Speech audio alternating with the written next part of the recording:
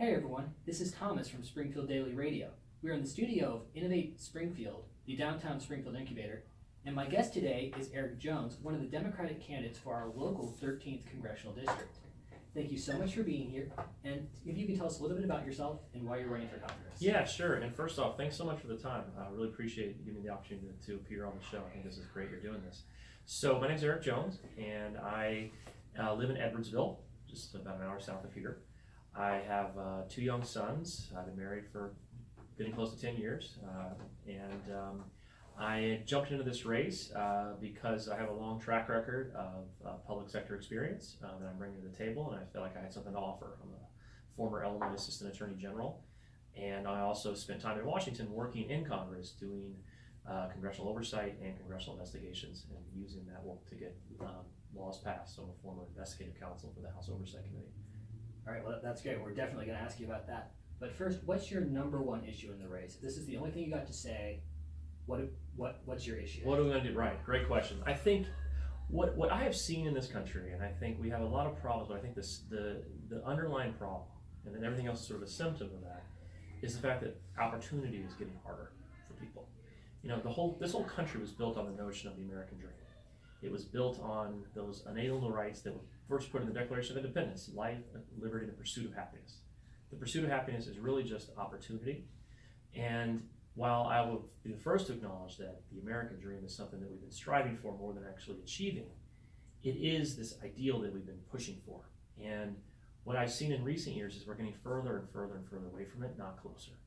And so I say that because I think a lot of the issues that underlie that general problem are our biggest challenges we're facing right now. And what I mean by that? Well, one, young people are having a harder and harder time getting the education that they need or the training without going to ridiculous amounts of debt first, right? I don't think that the price of adulthood should be $100,000 in debt, which that's basically what we've set up now as a country.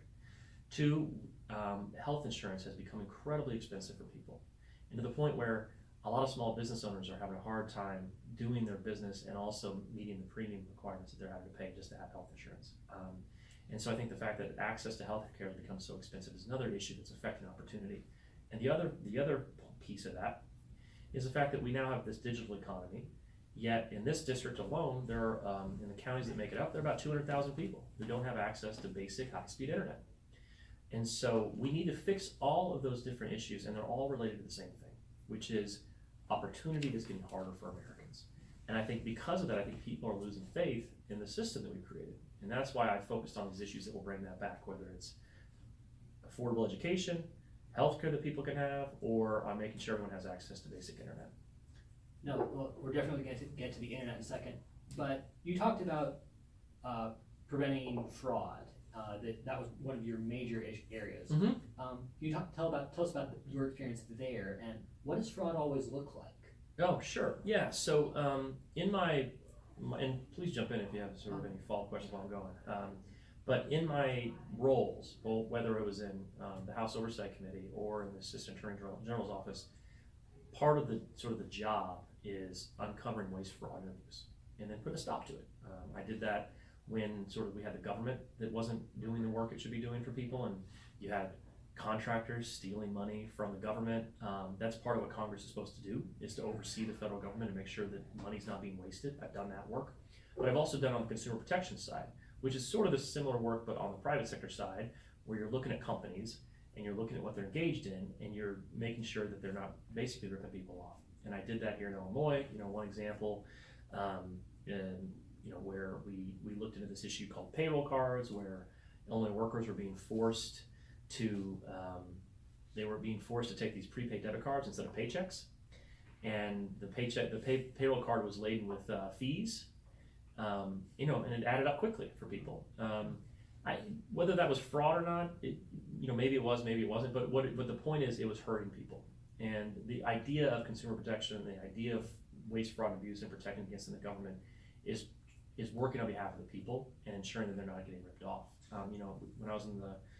When I was working in Congress, we took on a couple different billion-dollar scams. That's with a B, where we uncovered that, and I can talk more about this later if you'd like, but where we uncovered that basically most of the about 35 million Americans had been tricked into signing up for these programs that weren't that they were not getting any value out of, and they didn't know they were paying for, and they got tricked into it because websites were passing their credit card information along to other companies. That's fraud, and I've worked on that throughout my career, and with those experiences, I think I'm ready to go into Congress and to know how to fight on behalf of the people of this district. Right, well, I guess the credit cards is one of the big ones because recently there was the big Equifax hack where literally every piece of information about some 100 million, 150 million Americans was stolen. I mean, how do we deal with that? Yeah, so I've worked on this issue in the Attorney General's office. I've worked on it in the private sector.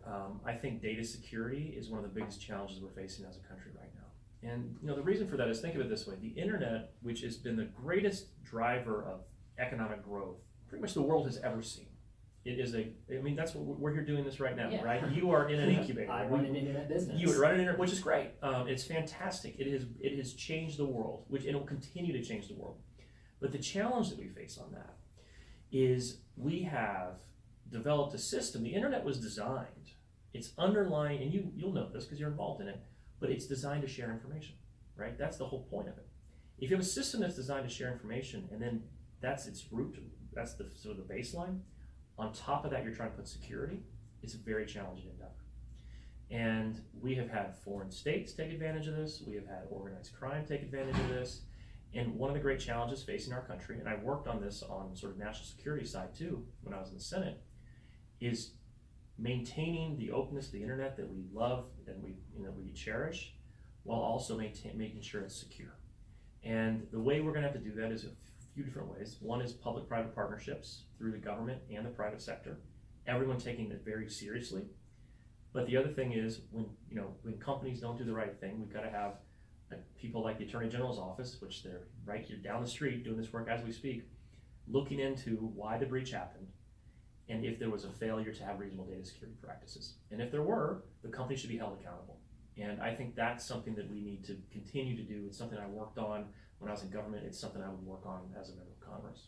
All right, actually, this is opening up a lot of questions for me. I think the most straightforward is net neutrality. That the FCC dropped those regulations back in December. What's your take on that move?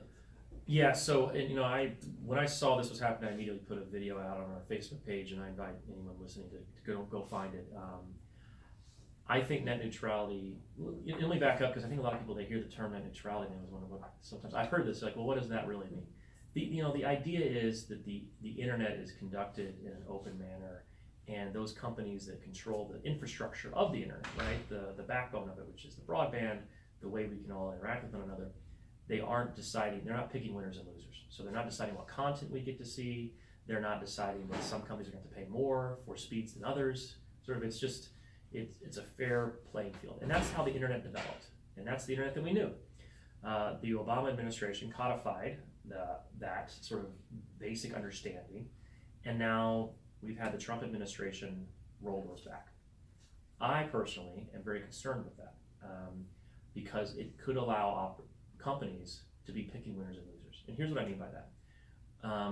You have this service now that you're offering, right? You've got Springfield Daily, it's a website. Well, let's say a cable company that is the one that offers internet service to everybody in Springfield decides, you know what, we want to get into that business. And now the protections that were in place to prevent them from doing something to ensure that their service is the one that's used have been taken away. And I think that's a big problem. And the analogy I used when I spoke about this before is, the internet's basically, it's a utility at this point. We all need it to function in our lives, just like the water system and electricity. Imagine if our utility company decided, they said, you know what, we're going to get to decide what kind of appliances you get to plug into your outlets. That is what could end up happening if now that these protections have been taken away, if the companies go too far, and that's what I'm concerned about. No, that's actually a really clear analogy. Really, we're super concerned about it. Absolutely, you should be. I mean, net neutrality was designed to protect you all. I mean, it protects the small business, the smaller players who are using the internet to develop a business from being taken advantage of. And I'm concerned that those will be taken away. And as a member of Congress, I would fight to get those protections back in place. So I guess my follow-up question with that is, during the Obama administration, the U.S. actually gave up control of the ICANN domain registry. Do you think that was to an international body? And so the US, which used to have a very strong hand over control of the internet, now has a much weaker direct control over that. Do you think that was the right move? Wow, I'm glad you asked about this. I have not got a question on ICANN yet. I actually worked on this issue I was on the Senate Commerce Committee. And I'll back it up too for anyone listening. So ICANN it's a nonprofit that was created by the Department of Commerce, the United States. Because I'll back up even further. The United States created the internet. We all take it for granted now, as if it was just this thing that magically appeared. But the infrastructure and the protocols that allowed for the internet were developed in the United States. For that reason, the basic underlying infrastructure was under U.S. control. Because when you're deciding, because you've got to have all these different entities communicating with one another, and I won't go into too much detail, I'm sure you know it, but we could really go into the rabbit hole. But I'll just make the basic point that you have to have, if you have a website, a web address, springfielddaily.com, whatever it is, you have to know how to direct it to the right place. So you have to have one institution that is sort of controlling how to put those together, right? Originally, it's the U.S. government. They turned it over to a nonprofit. I think that was the right move. I will say, I am concerned about what that looks like if there's no entity ensuring that ICANN is behaving properly. I know they have a board in place, they have structures in place, and so what I would say is we need to continue watching it very closely. But I do agree with the notion that we want an independent internet underlying infrastructure that's not dominated by one country. And so we have been, as the United States, because this is what we do, and this is one of the great things we have as a country. We're a leader of the world, and we're not trying to control it. And there has been efforts by other countries, especially that that want to do censorship, that are concerned about, they're concerned about the openness of the internet. They are attacking ICANN, and so we have to be careful about. And they want there to be this perception that the United States controls ICANN. ICANN is a nonprofit that is based in the United States, and that is something that will not change. But I know there was controversy. I know I'm still going into a lot of detail here, but it's an issue I'm passionate about. It's the big one. And I think here's what I think. I think the United States government should continue to make sure it's keeping a close eye on ICANN while also maintaining its independence, so that the rest of the world understands that the internet is an open, free place, and we don't have countries that do not allow open expression to try to suggest that we're controlling it. All right, I promise this is the last internet. Yeah, no, look, we're on an internet show. We used to have just the Army and the Navy, and they had their own air forces, their own airplanes as part of that. And then we decided down the road that the Air Force needed to be an independent body. Right. Now cybersecurity, cyber defense, and cyber weapons are being produced by the American government, as far as I understand from TV shows. that's mostly being done in-house as part of the Army or the Navy or the National Security Administration. Shouldn't there be a dedicated cyber branch? I will tell you that I haven't thought about that specific question and an answer to it, but I can say this. I know that the United States Air Force has a cyber command. I've worked on cybersecurity issues when I was in the Senate. I think the United States government.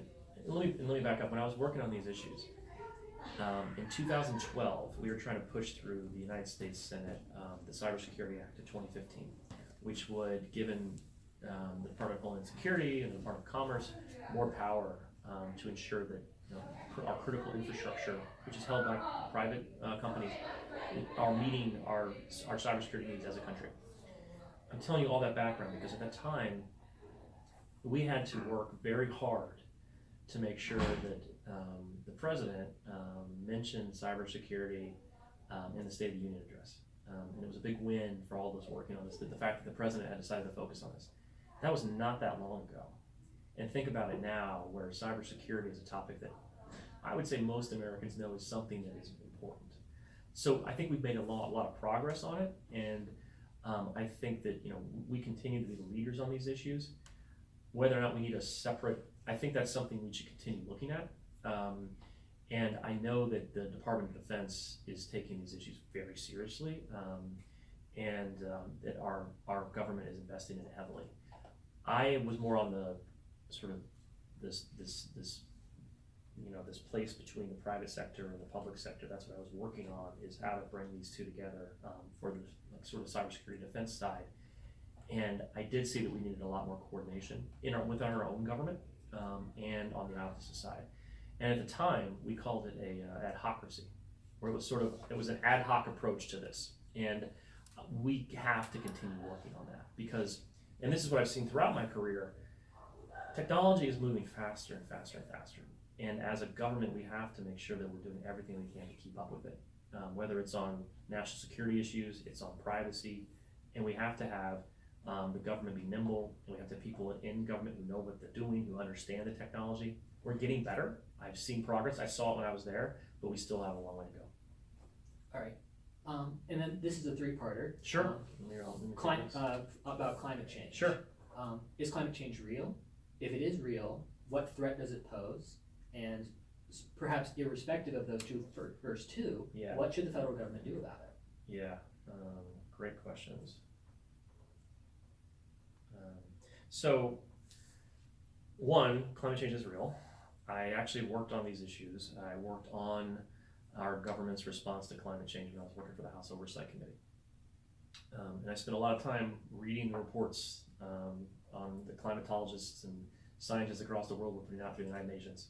And I will tell you, this was in 2007 and 2008. For me personally, it was a very sobering experience. Because part of my job was reading these reports and understanding what's happening. I'm an attorney, I'm not a scientist. But it's very scary what's happening. And so yes, climate change is real. This is something I've been saying throughout the campaign, that climate change is real, and science is something that we all need to be following. And for that reason, and because of my background on this, I was actually endorsed by the League of Conservation Voters recently, which is a very large organization of members who are focused on protecting the environment. What threat does it pose? It's the greatest threat that we face as a species.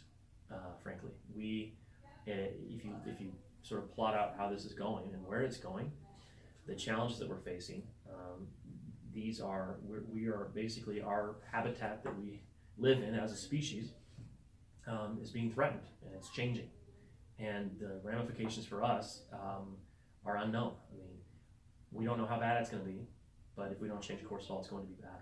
And it looks at this way, that no matter what we do at this point, this is coming. It's a matter of mitigation and trying to make it as bad as, taking the negative outcomes, as making them as acceptable as possible.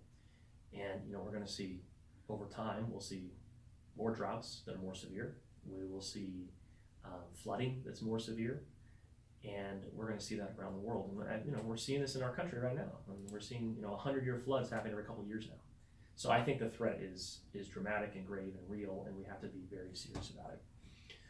I think what we had done as a country in the prior administration, which was joining the Paris Accord, which was an international agreement that was voluntary on taking steps to curb carbon emissions on a global level, I thought was a very productive step.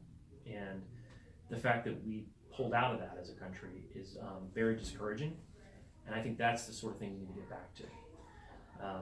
I think we are the only country maybe in the world that is not part of it now. I think maybe Syria hadn't been part of it. I think Syria's the one. Are they still out there? I wasn't sure. I thought at some point I saw maybe they decided to join. That's not a place we want to be, right? If we're the one outlier in the world on this issue that everyone understands is difficult, and it's not going to go away. And what I've seen too many politicians put their head in the sand on this and try to just say it's not a problem, let's not worry about it. And sometimes every time somebody, it snows, someone says, oh, where's climate change? There's a difference between weather and climate. And that's something I always make a point of. Weather is what's happening on a day-to-day basis. Climate is the broader thing we're dealing with here. And so what I have seen, look, now that the federal government doesn't look like it's going to be a leader on this, the United States, given who our president is right now, is not going to be a leader on this. A number of states and cities have been going their own way to curb emissions on their own, to try to meet the requirements of the Paris Agreement on their own. And it's going to take a global effort to do this. And if I get to Congress, I will be a leader on this and work on it. All right. Obviously, you talked about curbing greenhouse emissions because Sure. that's really the driver of climate change. How do you feel about nuclear power? How does that fit into the green energy portfolio? Well, if you look at green energy and where carbon emissions come from, where they don't come from, nuclear is one of them where it doesn't come from, and you need to make sure it's safe, but it's not putting anything into the atmosphere, and that's something we need to remember. Same with natural gas, same with wind, same with solar, and if you look at they've done all these studies to show how we're going to reach that. How are we going to get our emissions down to a point where we can sort of avoid catastrophe? There are all these different ways to get there, and you've got to add them all up. And they are through all the energy options we have available to us. And it also includes energy efficiency, which we don't talk about enough. But one of the biggest drivers of curbing our emissions is actually just wasting less energy. And there have been a lot of businesses that have been doing very well through this, even in this district. I know a guy in Litchfield who's done really well. He's got a small business installing solar panels on people's houses, but then also on going to big businesses and retrofitting them for energy efficiency. So one, it's good for the environment, and two, it saves these companies a bunch of money because you start setting up the dynamic where, it's simple things too. We act like it's complicated. It's, you've got to install all of it. It's the notion of like when you walk out of a room, the lights go off automatically. It's that sort of thing. It's making sure that you're not wasting heat.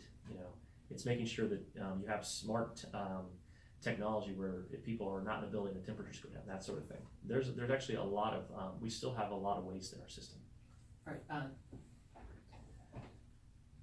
In terms of the federal government's response to weather events or weather disasters, you were involved in the investigating FEMA for the formaldehyde in the trailers. I was. Can you explain what that event was and whatever came of it? Yeah, sure. So, like I said earlier, when I worked for the House Oversight Committee as a counsel earlier in my career, and this was not too long after Hurricane Katrina. So part of my job was to look into sort of the federal government's response to Hurricane Katrina through FEMA.